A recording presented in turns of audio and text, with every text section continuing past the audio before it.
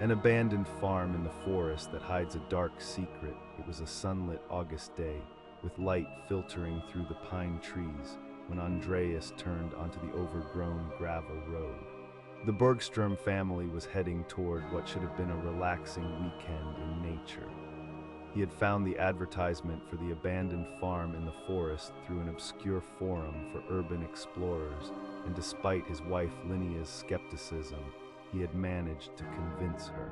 "Are we there soon, Daddy?" asked Elsa, 5 years old, from the backseat while drawing finger patterns in the condensation on the window.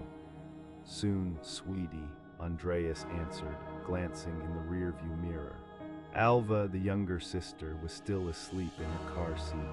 He swallowed hard as the car lurched over the deep wheel tracks. Something about the silence that descended the further into the forest they went made him feel watched. Andreas had always been superstitious, always the one among his warehouse colleagues who refused to enter the darker corners alone. The one who never dared joke about the woman in the white dress or the gnome under the loading dock. You didn't joke about such things. The road suddenly opened into a clearing where a two-story house in traditional red with white trim stood. The paint was peeling, the shutters partially torn off. A weathered barn leaned dangerously to one side like a drunken sailor. The abandoned farm in the forest looked both inviting and forbidding at the same time. "You didn't say it would be so old," said Linnea, fixing her gaze on him. "It's barely standing upright. That's the whole point," Andreas replied as he parked on the overgrown courtyard. "Authenticity. Besides, the house is completely safe. It was just cheap because nobody has cared for it in a long time." When they got out of the car, the air felt heavy, as if the atmosphere around them was charged. Andreas felt the hair on his neck stand up. It was quiet, too quiet, no birdsong, no insect buzzing. "Do you feel that?" he whispered. "Feel what?"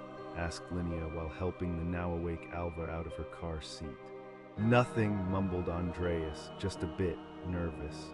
Once inside the house, it was obvious that someone had done some work to make it habitable. There was electricity, albeit with sporadic glitches, running water in the kitchen, and furniture that was old but usable. The house was cool despite the summer heat outside, as if it retained winter's chill in its walls. While Linnea prepared a simple dinner, Andreas explored the house's attic. The dim light filtering through the dusty windows made the rooms feel even smaller. In a storage room, he found an old diary, cracked at the spine and with yellowed pages. As he flipped through it, he realized it had belonged to a girl who had lived here in the 1930s. She wrote about her loneliness, about hearing mysterious sounds at night, about how her parents didn't believe her when she said someone was knocking on her window. "Andreas, dinner's ready," Linnea called from downstairs. After dinner, the sun quickly climbed down the sky, and darkness fell over the abandoned farm in the forest. Andreas had taken on the task of getting the stove going, but despite the fire burning, he couldn't shake the feeling that something was wrong. Every creak in the woodwork made him jump. He told Linnea about the diary, but she dismissed it as a child's imagination. "This farm isn't haunted," she said with a laugh. "It's just old. All old things creak and squeak." When it was time to put the children to bed, Andreas went with them to the bedroom they would share. The walls were covered with old-fashioned wallpaper with faded rose patterns. A floor lamp with a fabric shade spread a mild light over the made beds. "Daddy, I'm scared," whispered Elsa when he was about to say goodnight. "There's nothing to be afraid of, sweetheart," he replied, but the words felt hollow in his mouth. "Yes, because of the girl outside," said Elsa, pointing to the window. Andreas froze. Slowly he turned to the window where darkness pressed against the glass like ink. There was nothing there, and yet, for a moment he thought he saw a pale face looking in. "It's just tree branches," he said with strained voice and drew the curtains. When the children were asleep, Andreas returned downstairs to Linnea, who had already gone to bed. He sat in the kitchen, leafing through the diary and listening to the house's sounds. That's when he started hearing them, the mysterious sounds at night, small footsteps that seemed to come from upstairs even though the children were asleep. Faint voices whispering from the walls, a cradle rocking somewhere in the house, despite them not having seen any cradle. It was almost midnight when he heard the distinct sound of a child crying, something between a sob and a scream, coming from outside the farm. Andreas rose on shaky legs and looked out through the kitchen window. In the moonlight, he saw a small figure standing by the barn, a child, perhaps Elsa's age, with a long dress and hanging hair. But something was wrong with the proportions, with the way the figure moved. Suddenly it turned around, and Andreas met a pair of lifeless eyes, a face that seemed half decomposed. He backed away sharply from the window, turned off the light in the kitchen, and crawled into bed beside Linnea. He told her nothing, didn't want to frighten her, but lay awake all night listening to the steps that sometimes seemed to wander around the house, sometimes up the stairs. The next morning during breakfast, Elsa mentioned that she had played with the girl in the dirty dress in her dreams. Andreas' hands shook so violently that he spilled coffee all over the table. After breakfast, Linnea suggested a walk around the farm. Andreas wanted to protest but couldn't find any reasonable arguments. They walked along the edge of the forest when Alva suddenly pointed among the trees and said her first clear word ever. Girl, Andreas saw nothing, but the ice-cold feeling returned to his neck. When they returned to the abandoned farm in the forest, they discovered that the front door was wide open, even though Andreas was sure he had locked it. Strange, said Linnea with a furrowed brow. Inside the house, something had changed. It took a while for Andreas to realize what it was. All doors that had previously been closed were now open. All mirrors had been turned toward the wall.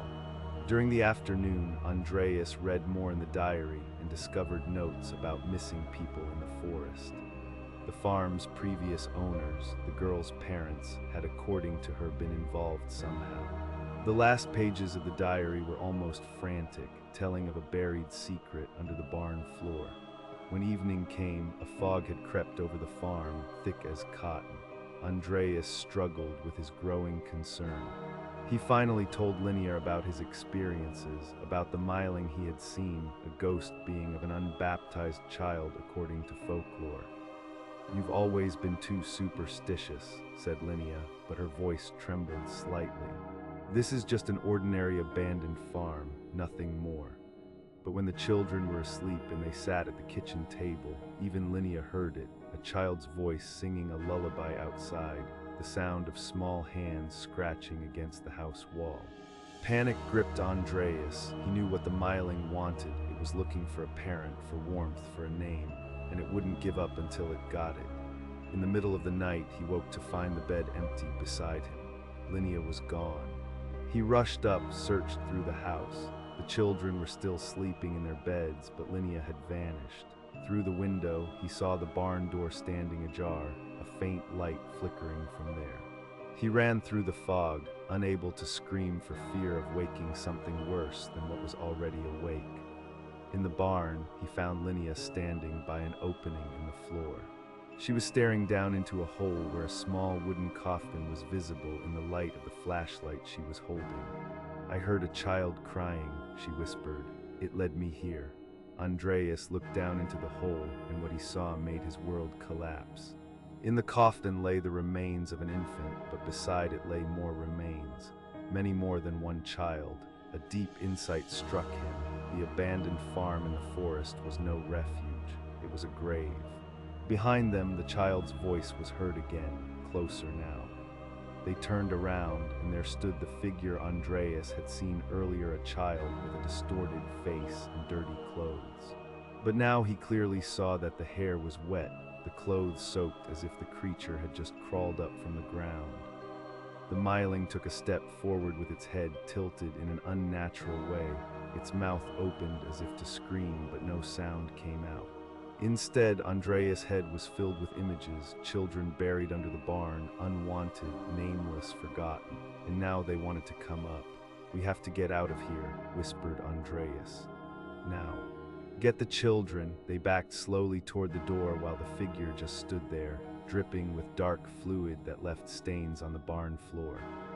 Suddenly, the ground beneath their feet began to tremble, small hands breaking through the dirt floor, crawling like worms.